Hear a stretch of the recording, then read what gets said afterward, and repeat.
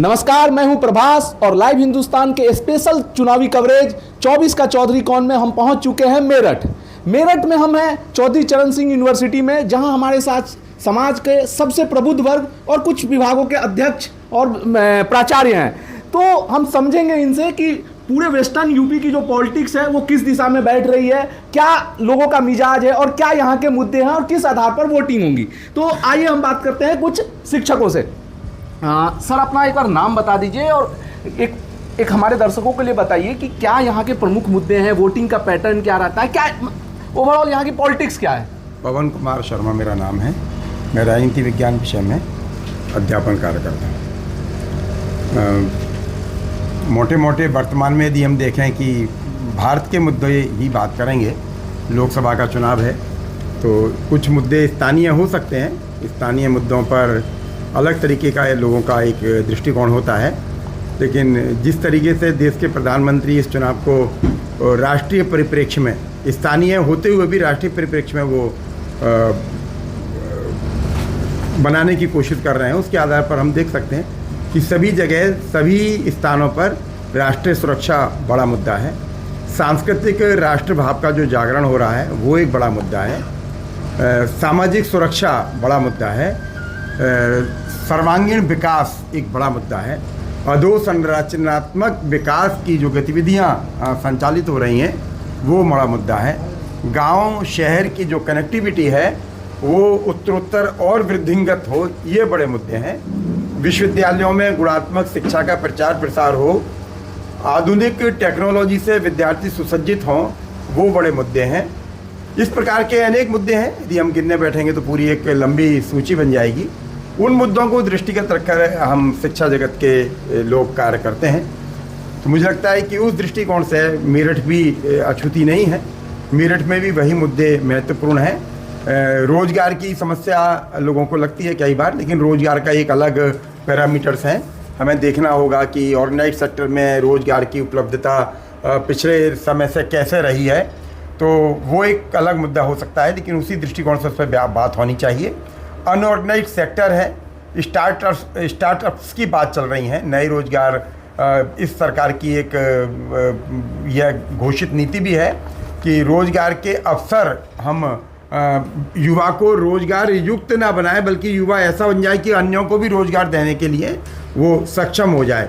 ये भी है। उस दृष्टिकोण से राष्ट्रीय शिक्षा नीति 2020 के अनुपालन में कुछ पाठ्यक्रमों का निर्माण किया गया है, तो वो सब एक शिक्षा जगत के नहीं, आप जो बात कर रहे हैं विकास है, सुरक्षा है, शिक्षा है, ये सब अपनी जगह पर। जब हम वेस्टर्न यूपी में घूम रहे थे, हम एक सप्ताह से घूम रहे हैं यहाँ पर, तो एक जो जाति अस्मिता या सामूहिक अस्मिता का जो सवाल है वो भी लोगों के मन में है कि हमको उचित प्रतिनिधित्व नहीं मिल रहा। एक गुट या एक जाति विशेष के लोगों, चूंकि वो ज़्यादा प्रखर है और ज़्यादा मुखर हैं, तो उनको एक जो है भागीदारी अधिक मिल रही है। लोकतंत्र में हमेशा एक बात उठती है कि जिसकी जितनी जनसंख्या हो उसकी उतनी भागीदारी हो, पर उनको उनके अनुपात से अधिक भागीदारी मिल रही है। और ये मुद्दा हमने देखा कि अंडर करेंट है इसका कई इलाकों में। देखिए, दो बातें हैं। भारत में जाति एक ध्रुव सत्य है, इससे कोई भी व्यक्ति मना नहीं करता और ना कोई इसको अस्वीकार करता है।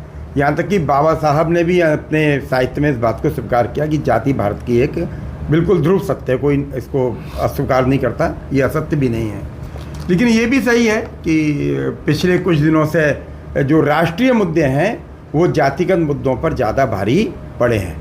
इसलिए मन में कुछ मनोमालिन्य हो सकता है किसी जाति को लेकर, किसी वर्ग विशेष को लेकर, किसी श्रेणी विशेष को लेकर, लेकिन जब चुनाव का दिन आता है तो मेरा अनुभव है 2019 का राजनीति विज्ञान के विद्यार्थी होने के नाते 2019 का अनुभव है, 2022 के विधानसभा चुनावों का भी अध्ययन हम लोगों के ध्यान में है और अनुभव भी हमारे ध्यान में है कि थोड़ी बहुत बातें 19-20 हो सकती हैं, लेकिन जब चुनाव का दिन आता है तो आदमी, जो भारतीय परंपरा में कहा गया है कि बड़े कार्यों के लिए छोटे हितों को त्याग देना चाहिए, उसी दृष्टिकोण से मतदान होता है। और मुझे लगता है कि जैसे आप कह रहे हैं बहुत सारी बातें अंडर करंट हैं, इसी प्रकार से चुनाव के जो परिणाम हैं और उस दृष्टिकोण से जो वोटर की भूमिका है वो भी अभी अंडर करंट है।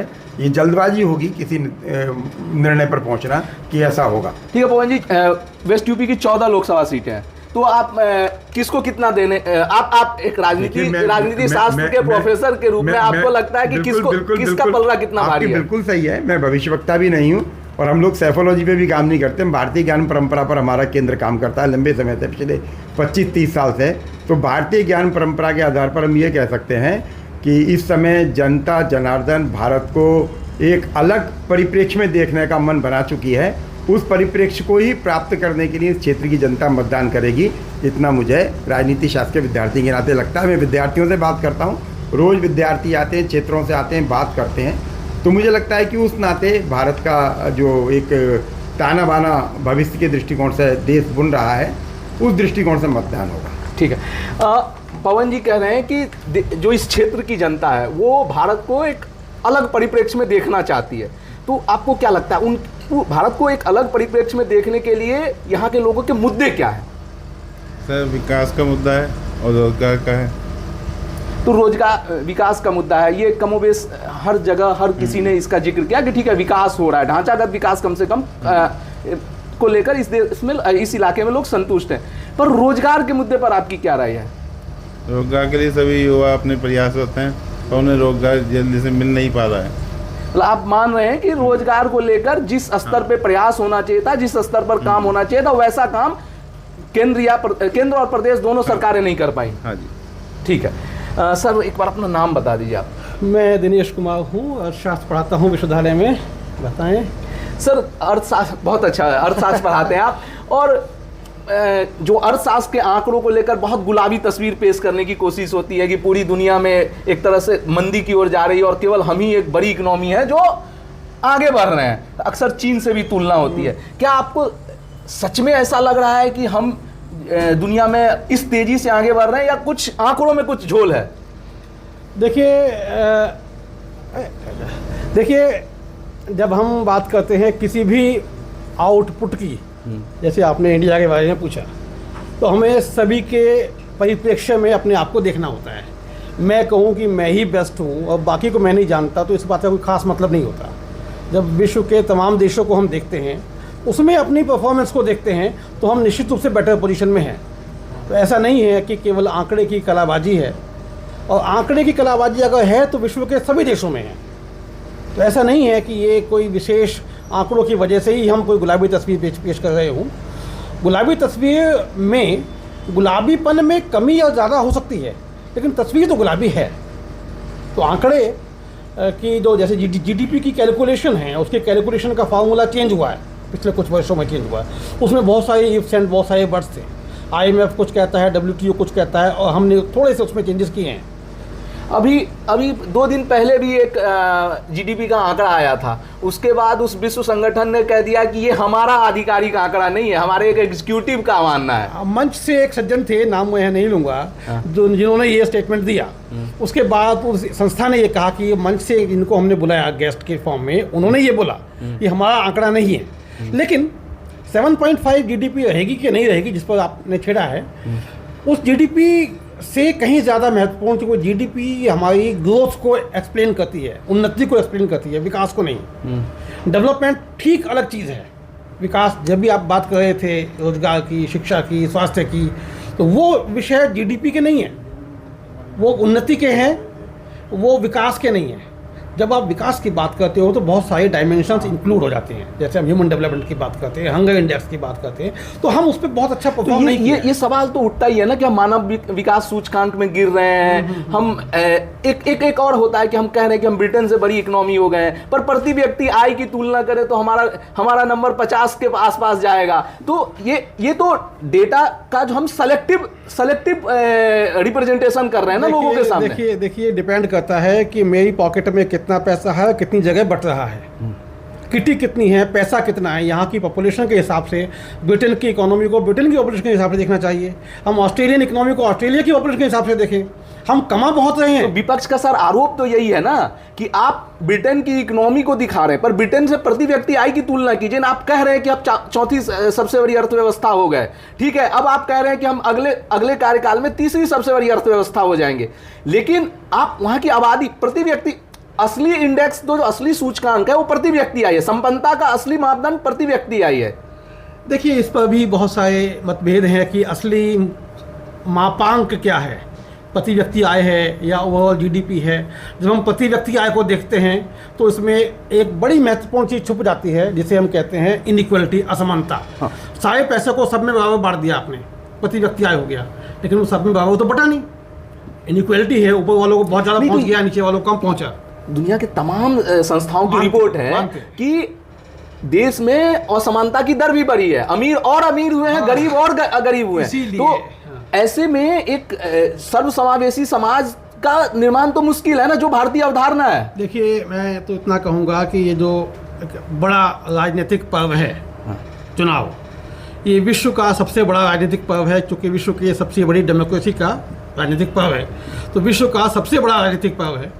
और इसमें जितने भी दल अपनी प्रतिभागिता, अपना दावा ठोक रहे हैं, ठीक वैसा ही है कि जैसे हम परीक्षा में जाते हैं जी। अब ठीक उल्टा है, अब जनता हमारी परीक्षा लेगी। सर ठीक है, आप, मैं समझ गया। अब मैंने राजनीति शास्त्र के प्रोफेसर है पवन जी से पूछा कितनी सीट देंगे, उन्होंने खुलकर जवाब नहीं दिया। मैं आपसे, आप अर्थशास्त्र के प्रोफेसर हैं, तो मैं आपसे पूछता हूं कि आप सरकार को आर्थिक मोर्चे पर जो प्रदर्शन है उसमें 10 में से कितने मार्क्स देंगे? इस सवाल का इंस्टेंट उत्तर दिया जाना मुझे लगता है कि संभव नहीं है। जैसा आपका सवाल है कि 10 में से नंबर देने हैं, तो नंबर देने के पीछे टीचर की जो ट्रेनिंग है वो बहुत महत्वपूर्ण है। नहीं, मैं इसीलिए पूछ रहा हूँ, आप लोगों की ट्रेनिंग है टीचर देने, मुझे लगता है आपका सवाल का जवाब मैं दूं तो मुझे इतना जरूर कहना चाहिए कि अबव एवरेज मुझे कहना चाहिए, नॉट बिलो एवरेज। ठीक है, आप मानते हैं कि सरकार आर्थिक मोर्चे पर औसत से बेहतर प्रदर्शन कर रही है। सर एक बार अपना नाम और विभाग बता दीजिए। मेरा नाम मुकेश कुमार शर्मा है। मैं गणित विभाग में प्रोफेसर के पद पर कार्य कर रहा हूँ।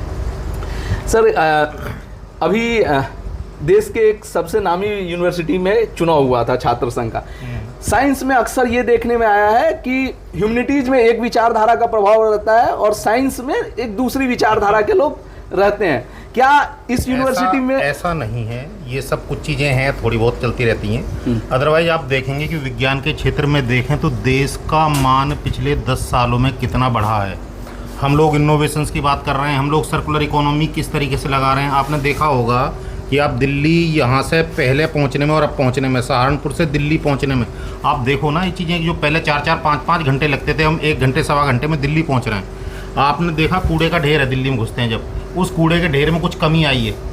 आप उसकी तह में जाकर देखेंगे तो जो सर्कुलर इकोनॉमी की हम बात कर रहे हैं, जो हम कोरोगेटेड वेस्ट की बात कर रहे हैं, जो हम बायोमेडिकल वेस्ट की बात कर रहे हैं, उस वेस्ट से हम कितना यूजफुल मटेरियल बना रहे हैं। ये पिछले 10 सालों में अगर आप देखें तो हम किस तरीके से जो बायोमेडिकल वेस्ट आ रहा है या कोरोगेटेड वेस्ट आ रहा है उसको भी हम यूज़ कर रहे हैं। हम गत्ते के डिब्बे बना रहे हैं इस कोरोगेटेड वेस्ट से, जो कि दिल्ली में कूड़े का ढेर हुआ करता था मयूर विहार में। ठीक है, और आप ये देखो कि जो हम ट्रांसपोर्टेशन की बात कर रहे हैं, इंटेलिजेंट ट्रांसपोर्टेशन सिस्टम ला रहे हैं हम जो आप रैपिड रेल की बात कर रहे हैं। रैपिड मतलब इसके अलावा और रैपिड रेल के अलावा भी हम आजकल बात करते हैं। आप देखो प्रधानमंत्री मैं ने इसलिए कहा, उसमें बीच में थोड़ा सा आपको कर रहा हूँ क्योंकि हर दर्शक उसको समझ नहीं पाता, उसको एक जो जन सामान्य टर्म है उसमें समझाना पड़ता है। हाँ, उसमें समझाना ये है कि जैसे अभी आपने देखा प्रधानमंत्री जी ने कुछ टाइम पहले अपने भाषण में कहा था कि भाई जो ट्रेन चलेगी, जापान में एक ट्रेन चलती है सबवे ट्रेन चलती है, कोई ड्राइवर नहीं है उसमें, इंटेलिजेंट सिस्टम है सारा। हमारा जो भी ह्यूमन थिंकिंग है उसके पैरेलल हम चीज़ें अपनी बना रहे हैं, तो वही चीज़ें लाने की यहाँ भी है।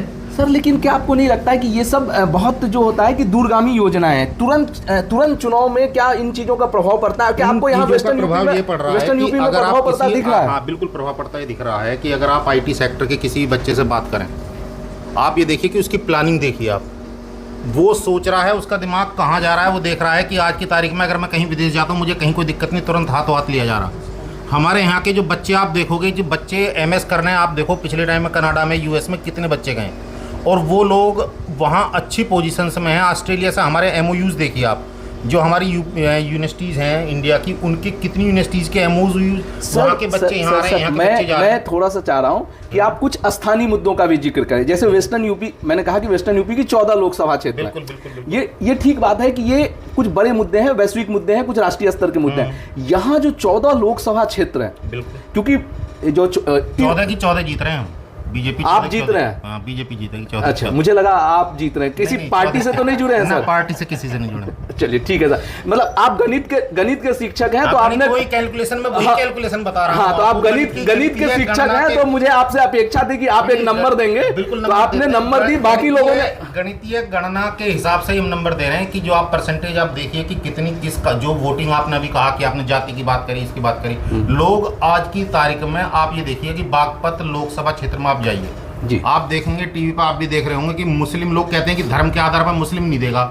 मुस्लिम आप देखो कितने प्रत्याशी के साथ घूम रहे हैं, वो मुस्लिम प्रचार कर रहे हैं प्रत्याशी का गठबंधन के प्रत्याशी। अच्छा, आप बागपत लोकसभा मतलब क्षेत्र की बात कर रहे हैं? मतलब आप ये 14 वो भी 14 लोकसभा में एक जी लोकसभा जी वो भी जी, है हाँ ना? ठीक है। बागपत में हमने भी फूस वाली मस्जिद के पास लोगों से बात की थी, लेकिन वो कह रहे हैं कि हम बीजेपी के साथ नहीं है, हम जयंत आए हैं इसलिए हम जयंत गठबंधन के साथ हैं। वो आप गठबंधन किसका है? देखिए, सुरक्षा का मुद्दा स्त्री के लिए हमेशा रहा है।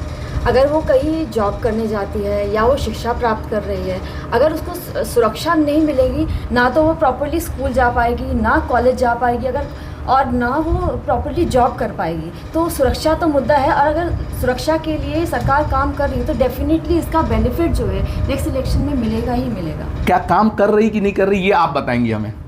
नहीं, काम तो कर रही है सुरक्षा के लिए, मतलब पहले की स्थिति में अब बेटर है, मतलब पहले से बेटर हुई है। और कुछ मुद्दे जो आपको लगता है महिलाओं के लिए सरकार को करना चाहिए, जो 10 साल से केंद्र सरकार में छूट गया, 7 साल से प्रदेश सरकार ना कर पाई हो? देखिए, शिक्षा के लिए भी मैं ये कह रही हूँ, जो प्रिविलेजेस, जो अपॉर्चुनिटीज़ जेंट्स के लिए हैं, वो मतलब कोशिश तो सरकार है कि वो स्त्रियों को भी उतनी मिले, लेकिन जो ग्राउंड लेवल पे कई बार जो है उतनी कॉम्पिटेंसी नहीं हो पाती जो वास्तविकता में होनी चाहिए। लेकिन फिर भी पहले की सरकारों के अपेक्षा ये सरकारें जो है, ये जो सरकार है मोदी जी की सरकार, ये बेटर परफॉर्म कर रही है। चाहे वो नौकरी के क्षेत्र में हो, चाहे वो शिक्षा के क्षेत्र में हो, या कोई भी योजनाएं भी चला रही है जो स्त्रियों के वेलफेयर के लिए, बेनिफिट के लिए है। मुझे लगता है कि वो ज़मीनी हकीकत मतलब आप कह रहे हैं कि सरकार ने बेहतर किया है और बेहतर करने की जरूरत है। सर, एक बार अपना नाम बता दीजिए और विभाग बता दीजिए। मैं डॉक्टर कृष्णकांत शर्मा, इतिहास विभाग से। सर, बहुत इतिहास विभाग से आप हैं। इस सरकार पर लगातार आरोप लगता रहा है कि इतिहास को बदलने में लगी रहती है, शहरों के नाम बदलते रहते हैं।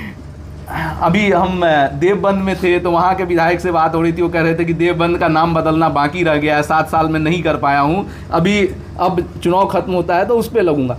क्या आपको लगता है कि लोगों को, चूँकि मैं इसलिए आपसे ये सवाल पूछ रहा हूँ क्योंकि आप एक इतिहास के शिक्षक हैं और जो देश की नई पीढ़ी है उससे आप लोग लगातार संपर्क में रहते हैं, किसी भी दूसरे प्रोफेशन के लोगों से ज़्यादा संपर्क में रहते हैं, क्या ये लोगों के मुद्दे हैं? देखिए, इतिहास का जैसे विषय की आपने बात की, निश्चित रूप से इतिहास हर व्यक्ति से जुड़ा है, हर काल में जुड़ा है, हर समय में जुड़ा है। अब बिना इतिहास के वर्तमान नहीं हो सकता। आप जिस वर्तमान में आज यहाँ हैं वो इतिहास का ही परिणाम है। तो आज का युवा भी जैसे कह रहे हैं कि सरकार कह रही है इतिहास को, कोई भी सरकार किसी भी देश का इतिहास नहीं बदल सकती। एक तो ये भ्रांति है बहुत बड़ी। इतिहास तो वही रहता है, इतिहास तो कभी परिवर्तित नहीं तो हो आप कह रहे हैं कि नाम बदलने से इतिहास नहीं बदलेगा, ये इस तरह के प्रयास में नहीं रहना चाहिए। मेरी बात पूर्ण अच्छा होने जी, दीजिए। हाँ, ठीक है। इतिहास परिवर्तित नहीं होता कभी भी, इतिहास की व्याख्याएं परिवर्तित होती हैं, इतिहास का दृष्टिकोण परिवर्तित होता है। तो अभी तक पिछले 70 सालों में मेरा जो अनुभव रहा है वो ये रहा है कि इतिहास को हमने एक ही दृष्टिकोण से देख पाए हैं। वो हमने शायद इसलिए भी करते रहे क्योंकि हम जब हिंदुस्तान और पाकिस्तान अलग हुआ तो हम पर पता नहीं ऊपर से थोप दी गई ये जिम्मेदारी, ये बता दिया गया कि हम क्या हैं, हम धर्मनिरपेक्ष लोग हैं, तो हमें कोई भी ऐसी बात नहीं करनी, ना इतिहास में ना कहीं और, जो कहीं धर्म से जुड़ी हो। जबकि भारत की संस्कृति ऐसी नहीं है। हमारे तो पग पग में धर्म है, सांस सांस में धर्म है। हमारे यहाँ धर्म की परिस्थितियाँ कुछ और हैं, पर वो जो हमने 47 के बाद धर्म की बात ली वो शायद पाश्चात्य विचार थे, तो उसी दृष्टि से इतिहास भी लिख दिया गया। और शायद कुछ चीज़ ऐसी, जैसे आपने कहा नाम परिवर्तन की बात, वो जो नाम परिवर्तन नहीं है, नाम के मूल स्वरूप में जाने की बात है। नाम कोई नया नहीं डाल रहा है, कोई नया नाम की बात तो नहीं। सर, आप जो धर्मनिरपेक्षता पर आप कह रहे हैं कि वो सही शब्द में, सही अर्थों में, सही संदर्भों में नहीं है, तो क्या आपको लगता है कि संविधान के प्रस्तावना में धर्मनिरपेक्ष शब्द को शामिल करना कहीं ना कहीं भारतीयता के हिसाब से, जो भारत की जो संस्कृति है उसके हिसाब से ठीक नहीं था? जी बिल्कुल, मेरे जो आपने प्रश्न किया उसका उत्तर भी आप ही के पास है। चूंकि वो जो धर्मनिरपेक्ष शब्द जो हमारी प्रस्तावना में लाया, जब हमारा संविधान बना, अगर हम इतिहास के, उस समय वो धर्मनिरपेक्ष शब्द नहीं था। जबकि जिस समय वो संविधान बन रहा था उस समय धर्म के नाम पर एक देश अलग हो रहा था हमसे। तो उस समय तो धर्म बहुत अधिक था, परंतु उसके बावजूद भी जिन्होंने बनाया संविधान के जो निर्माता थे वो शायद इस बात को भली भांति समझते थे कि यहाँ धर्म की बात कुछ और है, परंतु बाद में किन्हीं परिस्थितियों के कारण धर्मनिरपेक्ष शब्द जोड़ दिया गया और इस देश में कुछ धर्मनिरपेक्ष हो ही नहीं सकता। ठीक है, धर्मनिरपेक्ष इस देश में कुछ नहीं हो सकता है, तो आपको लगता है चुनाव भी धर्म से बहुत प्रभावित होते होंगे? मैं वही कह रहा हूं कि आप जिस धर्म की बात कर रहे हैं और मैं जिस धर्म की बात कर रहा हूं उसमें अंतर है। आप पूजा पद्धति को धर्म मानते हैं, मैं विचार को धर्म मानता हूं। धर्म, मैं एक शिक्षक हूं, मेरा धर्म है पढ़ाना, एक विद्यार्थी है उसका धर्म है पढ़ना, तो ये भी धर्म है। तो भारतवर्ष में इसी धर्म की चर्चा की गई है। सही सर, मैं आपकी बात समझ गया। मैं जो धर्म के सामान्य अर्थ सामान्य लोगों द्वारा लिए जाते हैं, मैं उस संदर्भ में बात कर रहा हूँ। वेस्टर्न यूपी की, मैं थोड़ा सा राजनीतिक विषय पे आता हूँ कि वेस्टर्न यूपी की पॉलिटिक्स में धर्म का कितना रोल रहता है, जो धर्म जिसको लोग आम लोग समझते हैं। देखिए, इस देश, मैंने जैसे कहा कि इस देश का हर व्यक्ति धर्म से जुड़ा है, इस देश का हर व्यक्ति धार्मिक है। तो निश्चित रूप से अगर राजनीति की बात भी करेंगे तो उसमें भी धर्म महत्वपूर्ण हो जाता है। हमारे यहाँ वैदिक संस्कृति में, हमारे यहाँ सनातन संस्कृति में, प्राचीन संस्कृति में जब राजा बनता था तो उसको राजदंड दिया जाता था और उसको ये बताया जाता था ये राजदंड है पर इसके ऊपर धर्म का दंड है। तो इसका मतलब हर व्यक्ति धर्म से प्रभावित है, तो निश्चित रूप से राजनीति भी धर्म से प्रभावित होगी। ये कोई विशेष बात नहीं मैं मानता, होनी भी चाहिए। ठीक है सर, आपका क्या आकलन है वेस्ट यूपी में कि 14 सीटों में से किस पार्टी को कितनी सीटें? एक मोटा, इसके लिए कोई आपको बाद में 4 जून को उत्तरदायी नहीं ठहराने जा रहा है। मैं उत्तरदायी इसलिए हो भी नहीं सकता क्योंकि मैं किसी राजनीतिक गठबंधन से जुड़ा व्यक्ति नहीं हूँ। मैं शिक्षक मात्र हूँ। पर मैं जैसे देख पा रहा हूँ, एक सत्ता पक्ष है, एक विपक्ष है। मैं किसी पार्टी का नाम नहीं लूंगा। एक सत्ता पक्ष है, मैं भी किसी पार्टी का नाम नहीं लूंगा। एक सत्ता पक्ष है, एक विपक्ष है। एक सामान्य वोटर होने के नाते अगर मैं आकलन करने की कोशिश करूँ सत्ता पक्ष का, विपक्ष का, तो मेरे सामने सत्ता पक्ष में जो इस समय वर्तमान में लोग हैं, वो उनका मुझे एक विजन सा दिखाई देता है कि वो क्या करना चाहते हैं, उनके क्या मुद्दे हैं, वो किन मुद्दों पर भारत को आगे ले जाना चाहते हैं। वो 2047 की बात कर रहे हैं। और अगर मैं दूसरी तरफ विपक्ष की बात करूं तो मुझे किसी पार्टी का कोई ऐसा विजन मेरे सामने नहीं आ रहा। ठीक है सर, एक अपना नाम बता दीजिए पहले सर। डॉक्टर विवेक त्यागी सर, विधि विभाग में विभाग अध्यक्ष के पद पर कार्यरत। अच्छा, विधि विभाग में। चलिए, मैं विधि विभाग में बाद में आऊँगा। सर, एक इन्होंने कहा कि जो मौजूदा जो सत्ता पक्ष में जो लोग हैं उनके पास एक विज़न है, एक देश की आज़ादी के 100 साल बाद देश को कहाँ ले जाना चाहते हैं वो विज़न है। पर एक विज़न उन्होंने 75वें साल का भी दिया था, ठीक है, जिसमें बहुत सारे थे कि हम MSP दोगुना कर देंगे। तो क्या ये आपको ऐसा नहीं लग रहा कि ये गोल पोस्ट चेंज करने का है कि यहाँ तक बॉल ले आए तो अब वो अगला गोल है? तो ये कहीं भरमाने की राजनीति तो नहीं है? नहीं, ऐसा नहीं है। देश और समाज एक गतिवान विषय है और समाज की गति उसके सत्ता पक्ष और सत्ता पक्ष की गति के साथ समाज साथ मिलके जब चलता है तभी हम उन्नति करते हैं। अगर ये सिर्फ भ्रामक या एक छल जैसा कुछ होता तो ये देश, ये समाज और जो वर्तमान में व्यवस्था है वो एक साथ नहीं चल रही होती। इसके एक साथ चलने का पहला मतलब उदाहरण के रूप में हम देख ही सकते हैं कि समाज और सरकार एक साथ लगभग चलने की स्थिति में हमें पूरे देश में दिख रही है। तो ये जो कहना कि वो भ्रामक है, ऐसा नहीं होगा। अच्छा, चलिए सर, आप विधि विभाग से हैं, मैं एक समझना चाह रहा हूँ आपसे, मैं भी समझना चाह रहा हूँ और दर्शक भी हमारे शायद समझ पाएँ कि एक जो प्रधानमंत्री है उन्होंने नारा दिया कि अब की बार 400 पार, और उनके सत्ता दल के ही कुछ लोगों ने कह दिया कि 400 पार हमको इसलिए चाहिए क्योंकि संविधान बदलना है। तो क्या आपको ऐसा लगता है कि ये इतनी आसान प्रक्रिया है जो संसद में 400 सीट आ जाएगी, सत्ताधारी दल पार्टी हासिल कर लेगी तो संविधान बदल देंगे, संविधान को 180 डिग्री से उल्टा कर देंगे? नहीं, जहाँ तक आपने खुद ही कहा, ऐसा तो शायद किसी ने नहीं कहा कि संविधान को उल्टा कर देंगे। नहीं, ऐसा किसी ने नहीं कहा है। और जहाँ तक संविधान या किसी भी विधि के बदलने की बात है तो law never be kept in straight jackets. It's always be A dynamic subject. संशोधन तो संविधान में होते रहे हैं, संविधान बनने के साथ ही संशोधन शुरू हो गए थे।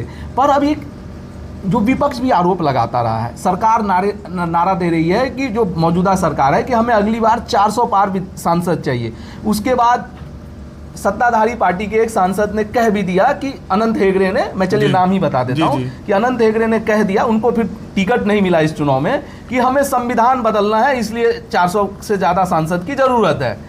मैं इसलिए इस संदर्भ में कहना चाहूँ क्योंकि विपक्ष भी कह रहा है कि ये इस देश का अंतिम चुनाव होने जा रहा है। अगर विपक्ष इस नाम पर भी मैदान में है कि अगर भाजपा को आपने प्रचंड बहुमत दे दिया तो हो सकता है कि 2029 में जो चुनाव हो वो हो ही नहीं।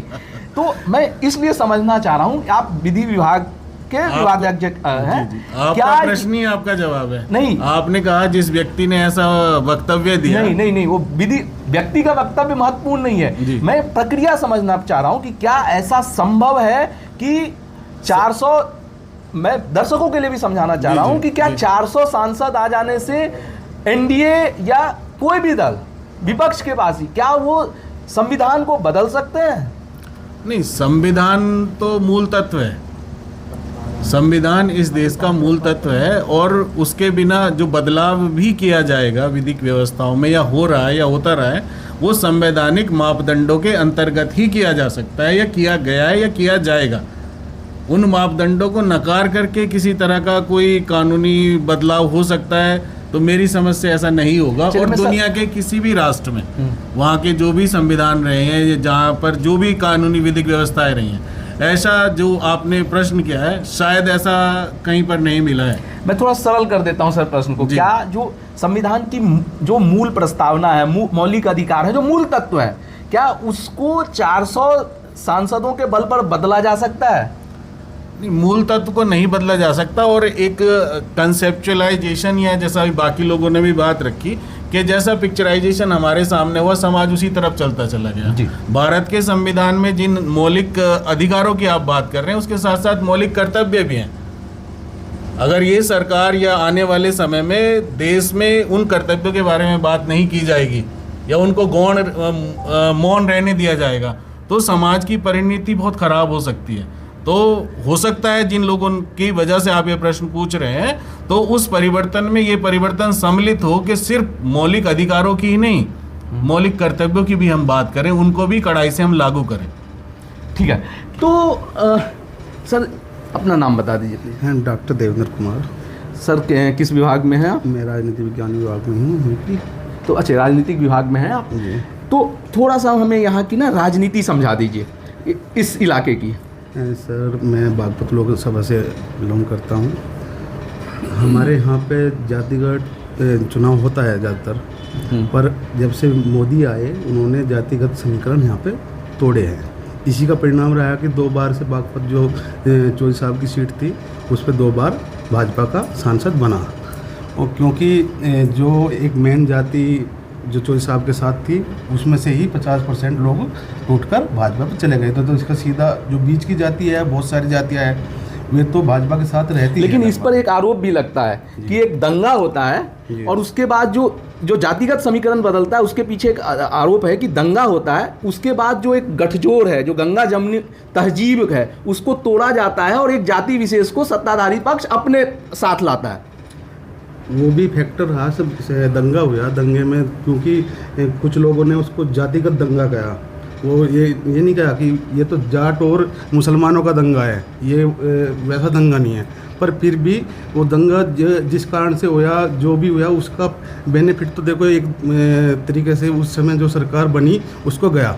मतलब आप मानते हैं कि जो दंगे थे 2014 के चुनाव से साल भर पहले, उसका फायदा सत्ताधारी पक्ष को मिला। ठीक है सर आप अपना नाम बता दीजिए। डॉक्टर भूपेंद्र, सहायक आचार्य, राजनीति विज्ञान विभाग। चलिए सर, क्या आपको भी इन्होंने कहा कि जो दंगा हुआ यहाँ पर उसका फायदा एक पक्ष को गया, क्या आपको भी लगता है कि इस क्षेत्र की राजनीति में वो दंगा एक पड़ाव है जिसके बाद यहाँ की राजनीति काफ़ी हद तक बदली है?